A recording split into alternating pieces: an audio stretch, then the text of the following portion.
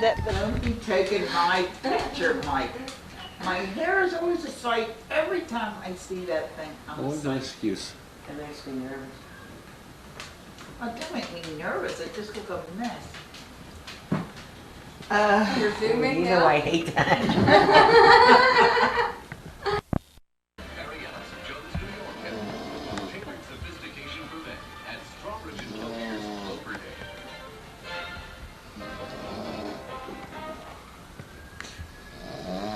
Is there something you know about the show that I don't know? Paul Reiser and Lee Arthur join David Don't miss Michael Jackson's Dirty Diana. One more drive from George Michael and Bruce Springsteen's One Step Up on Friday night videos, hosted by The Wrong Guys.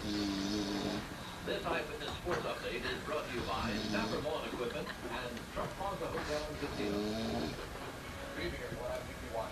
Set out the Expos at the Bet Line. The pitching Rose fans, 12 Expos. Rear high and Parrish hit a homer. The Phillies won 2-0. Rose, the Nation in the dark uniform, went to Detroit and won 103-98 the final. They still have 43 losses. The Sixers have 44 and play Cleveland next.